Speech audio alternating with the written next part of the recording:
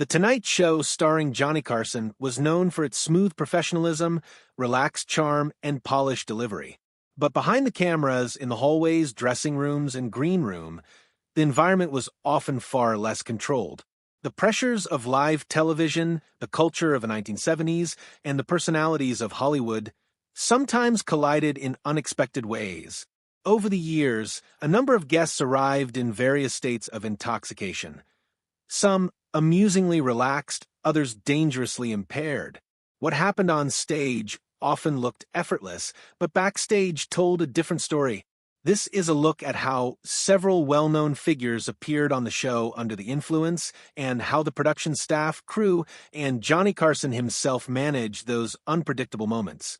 The green room at The Tonight Show became a strange blend of elegance and chaos.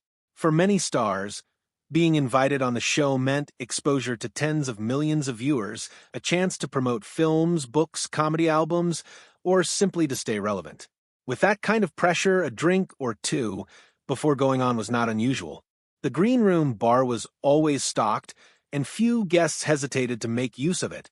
Production staff attempted to quietly monitor the situation, though enforcing limits on major stars was challenging. Some performers became looser and funnier. Others became erratic, difficult, or nearly impossible to engage. Over time, the crew developed silent signals to warn Johnny about trouble. A small hand gesture meant the guest was off balance. A raised eyebrow indicated confusion or incoherence. A repeated finger tap on the desk meant he needed to wrap up a segment sooner than planned. Carson learned how to handle these moments with careful finesse. If a guest was mildly impaired, he adjusted his questions to be broader or easier to answer. If the guest seemed confused, he shortened the interaction and guided the conversation gently back to safety. In more serious cases, he would shift to an emergency strategy. Simple prompts, controlled reactions, and carefully timed cuts to commercial breaks. Crew members described his approach as a private impairment scale that only he could read. As unpredictable as things sometimes became, Carson rarely allowed the audience to see him lose control. George Carlin often arrived on set noticeably relaxed, having consumed marijuana before his performance.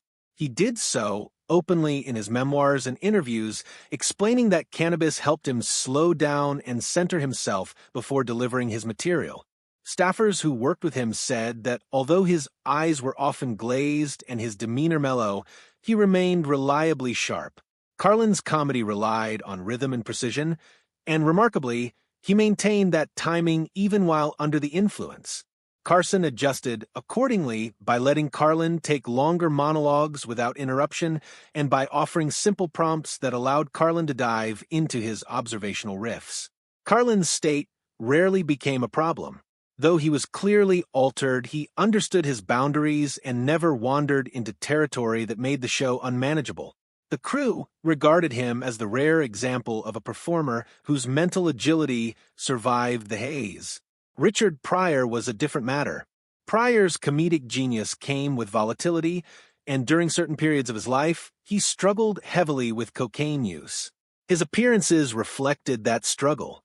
One moment, he was brilliantly articulate, deeply funny, and explosively charismatic. The next, he might drift off or lose his train of thought. Producers said they could feel the entire room shift when Pryor walked into the building. They would know immediately which version of him had arrived. Carson developed a method of managing Pryor that staff later described as quiet guiding. Carson allowed Pryor to speak freely, especially when his material was strong, but stayed ready to intervene with a grounding question or an easy segue to break the rhythm of an unraveling tangent. On one occasion, during a particularly unstable segment, Carson placed his hand firmly on his stack of cards, signaling the director to prepare for a cut. When the moment passed without incident, he resumed the interview as if nothing had happened. Pryor never publicly acknowledged these interventions, but several crew members recalled him thanking Carson backstage for having my back. Truman Capote's situation was more troubling. By the late 1970s, Capote's struggles with alcohol and prescription medication were widely known. When he arrived for one of his last Tonight Show appearances in 1980, producers immediately recognized signs of heavy impairment. His speech was slurred, his posture unstable, and his thoughts disconnected. Carson attempted to engage him with simple questions, but Capote drifted into disjointed monologues, repeated himself, and at times seemed unaware of where he was. The control room scrambled to adjust camera angles to mask the growing unease. Carson, though outwardly calm, became increasingly frustrated. When the segment ended, he confronted the talent coordinator and insisted that such a situation never be allowed again. Capote was not invited back. The event prompted the show to enforce tighter green room policies and increase backstage monitoring. Staff later described this moment as the line that crossed from eccentricity into genuine risk. Cheech and Chong presented a unique case. Their cannabis-infused comedy was their brand, and their appearance on The Tonight Show reflected that openly. Unlike others whose intoxication created tension, Cheech and Chong's state made the show funnier.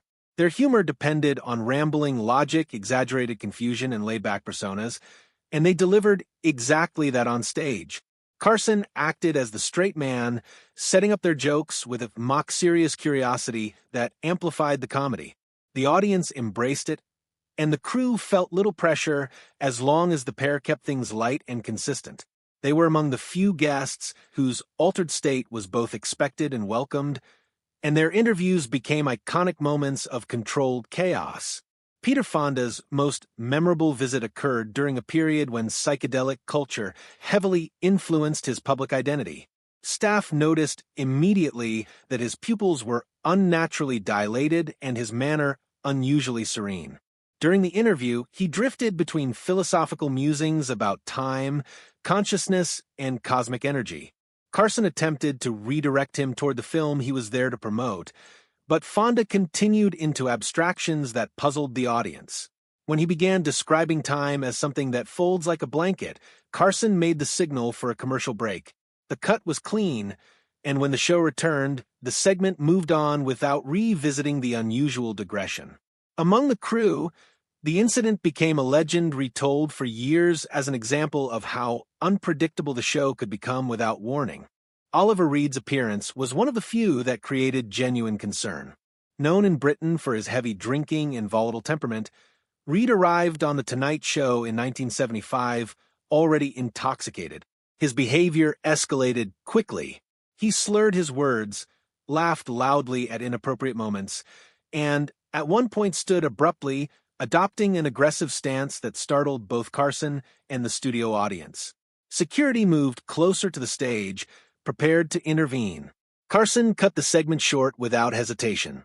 Reed was never invited back, and the staff cited safety as the primary reason. This moment reinforced one of Carson's firmest boundaries. He would tolerate eccentricity and intoxication, but he would not allow anyone to threaten the safety or dignity of the set. Sammy Davis Jr.'s case was more ambiguous. During one of his 1974 appearances, Davis was unusually energetic, talking rapidly, sweating profusely, and bouncing between topics. Rumors circulated afterward about stimulant use, though Davis himself never confirmed anything. His performance, however, was polished. He remained entertaining and charismatic despite the intensity of his behavior. Carson matched his energy with controlled professionalism, giving Davis room to perform while gently steering the conversation.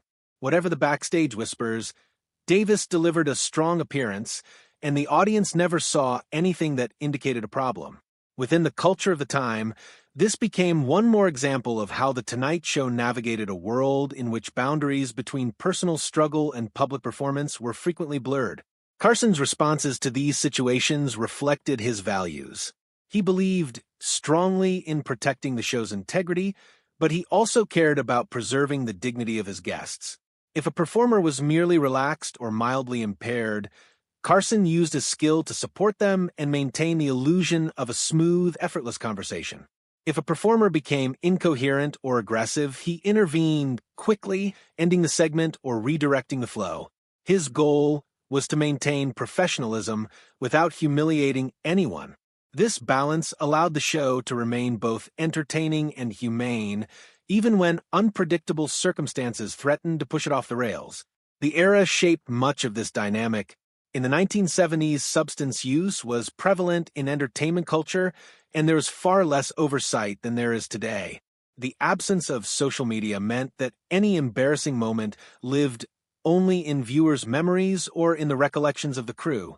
There weren't millions of clips circulating online within hours. Carson had the power to let a bad moment vanish quietly. A guest could falter one night and return weeks later without the internet immortalizing their lowest point. These stories reveal more than just anecdotes about famous people behaving unpredictably.